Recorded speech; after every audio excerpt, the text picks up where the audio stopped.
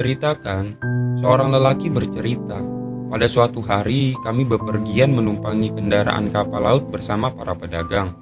Di tengah perjalanan, tiba-tiba angin kencang yang disertai ombak begitu besar dan dahsyatnya menghantam kapal yang kami tumpangi.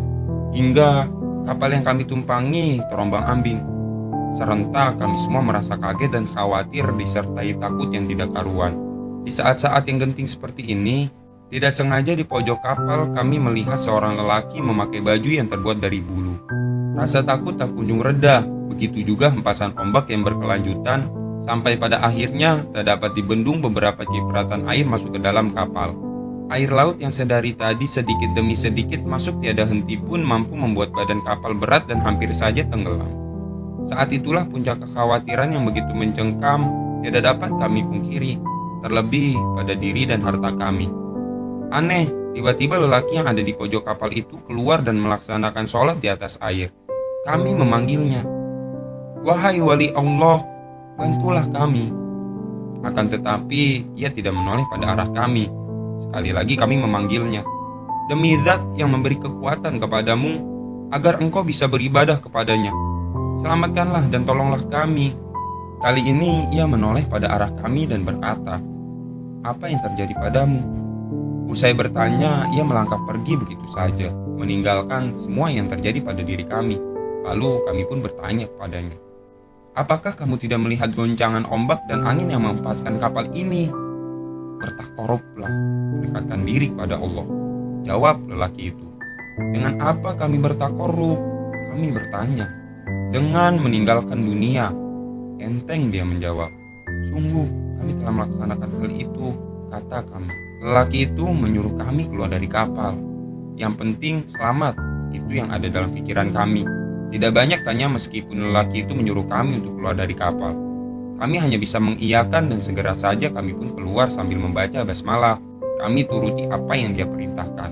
Satu persatu dari kami keluar berjalan di atas air, sehingga kami berkumpul di tengah-tengah laut tepat di samping lelaki itu dalam keadaan berdiri. Pada waktu itu kurang lebih jumlah kami ada 200 orang. Dan tidak lama kemudian kapal beserta seluruh barang bawaan di dalamnya tenggelam. Di sela-sela kami melihat kapal yang tenggelam, lelaki itu berkata, "Ingatlah, sekarang kalian sudah selamat dari ancaman dunia, maka pergilah kalian. Demi Allah yang telah menghormatimu, siapa kamu sebenarnya?" Kami merasa penasaran. "Aku adalah Uwais Al-Qarni," jawab lelaki itu. "Sebenarnya di dalam kapal itu banyak harta milik orang-orang fakir yang tinggal di kota Madinah, kiriman laki-laki dari Mesir." Kami bercerita kepadanya, "Seandainya Allah mengembalikan harta itu kepada kalian, apakah kalian bersedia membagikannya kepada orang-orang fakir di Madinah?" Tanya lelaki itu. "Iya," serentak kami menjawab.